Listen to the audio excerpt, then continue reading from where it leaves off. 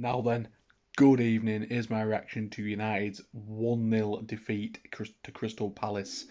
And I just can't believe it. Again, a weekend's been ruined by Manchester United.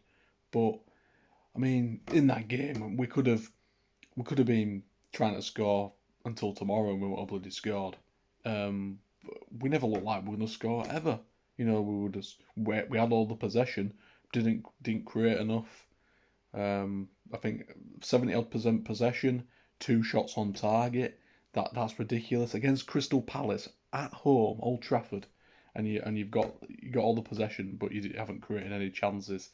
It's not good enough. It really isn't good enough. We cannot be losing to teams like that at home, especially. It was shocking. I thought United would come away with a comfortable 2-0 today. Um, Looking at that game at midweek, obviously they brought a few players back, but we still should have been beating them. It was poor. It was very poor. But I'll get into it. I mean, again, we started off really well. We were zipping it round, plenty of possession, um, but we struggle to break down teams that sit back. Crystal Palace were just going to play on the break and try and score from set pieces, which they did. Um, and United, notoriously, they struggle to break down a low block. It's been going on for 2 or 3 managers now. It's constantly struggling. We were just passing the ball left to right, to left to right, whipping crosses in, going nowhere. Um, and it was just they just look there was no sort of pattern of play. There was no like when you watch other managers play, Pep Guardiola, um, De Zerbi at Brighton. They have a clear way of playing.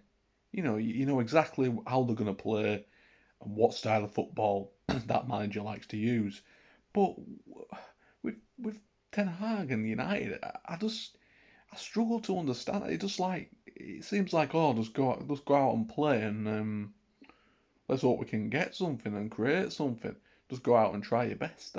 That's what it feels like. There seems to be no sort of plan for breaking down teams and we should have, you know, we can't we aren't a possession based team. I think Ten Hag probably wants us to be a possession based team, but we're not because we can't break down teams in that way. Our best thing that we can do when we've been playing it a bit this season is is playing on the break and hoping for a wonder chance. That's all we can do. That's what we've been doing for some parts of this season. And maybe you should have stuck to that and invited Palace on and try to catch them on the break because that's the best thing we're good at the moment. And I just I just don't get it. I don't understand. I don't understand sort of what they're doing on the training ground. What are they practicing? What styles of play are they practicing?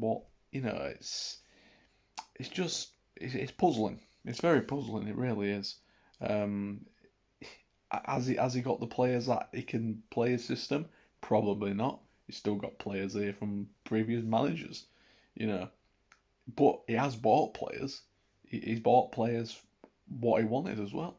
So it is a strange one. It really is. Um, but like bringing players on too late as well. I mean, um, he brought Garnacho on after about an hour. Took Palestri off, who understandably, he wasn't too good today, Palestri, but he didn't get on the ball a lot. Brought Garnacho on, then Rashford went out to the right. Um, you know, and then you bring it later on in the game. You're taking Rashford off, who should have gone off about the same time as when Garnacho came on. He should have gone off after an hour because he was atrocious today again. Um, and he brings Ericsson and Martial on, and it's just too late. There were 15 minutes to go in the game, and then he brings them on. It's yeah, it's puzzling. It's puzzling sometimes. It's like why have you got players on the bench if you're not going to use them? You know that some players in that team seem to play regardless. I mean, it was like it's a little bit like this under Ollie, you know. Regardless of how bad and how poor they've been, they're still guaranteed to start in place. And that's not good. That ain't good when that starts happening. You know, favourites in a team. I don't like it. You should be earning that your place on merit, not on if you're the captain, if you're earning £350,000 a week, and you can guess who I'm probably on about.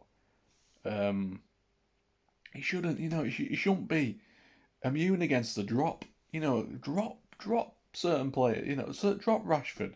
I'd drop Rashford and I'd drop Bruno because they have noticeably not been good this season. I think Bruno. I love Bruno Fernandes, but I don't. I just think he needs to be dropped. I do. I really do. Um, I know. He just does. He does. And, other players deserve a chance. They do because, repeat performances. Rashford, down at left hand side, running down blind alleys, taking too many players on. I mean, he was trying to beat 5 players in the box, just hitting a shot to deflect off them. He doesn't know when the best to shoot. He doesn't know when the best to pass. He's just going out. The reason he's starting is because he scored all them goals last season. That's the reason why he's gonna be on the starting line. It's 40 goals and assists last season, and that obviously warrants you to start. But yeah, now his goals have dried up. It's showing. It's showing how his performance has been. Goals takes away the rest of your performance. If you score goals, then the rest of your performance gets pretty much ignored because you've scored the goal and you've won the game for the team. And when you don't score goals, that's when your game gets looked at a little bit more. And Rashford, I think he does need a time out of the starting lineup. Start Garnacho, start with Palestri or someone else, Mount on the right or whatever. But Mount, I actually thought Mount had a decent game. It was all right. I mean, he wasn't really good, but he was okay. He's one of the brighter things, I think. But I think it'd be better once we get Amrabat into that midfield. He's I know he sort of comes into midfield sort of as an inverted winger sort of thing, but we need to get him properly in that midfield. Because that allows it allows Mount or Bruno or both of them to not do as much work in the midfield.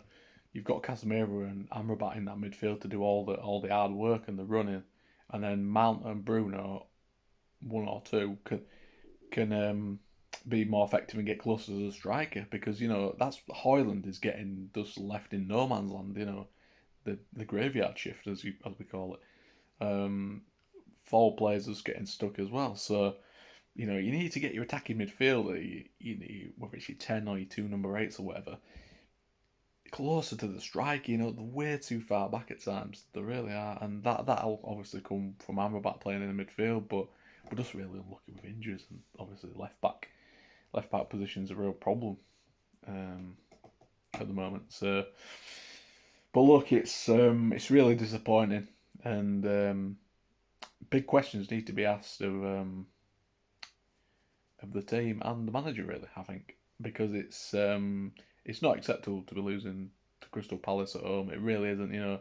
Teams we should be beating with a cancer, really. When you see an Arsenal winning, City lost, which is good, obviously, but we're not going to be nowhere near them anyway, so it won't matter a huge deal.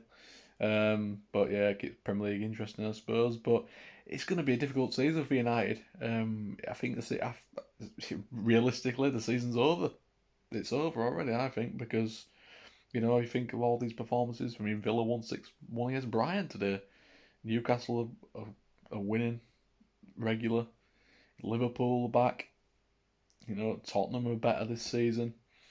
So it's going to be very difficult. It's going to be a very difficult season, and I think we've fucked it already. I really do.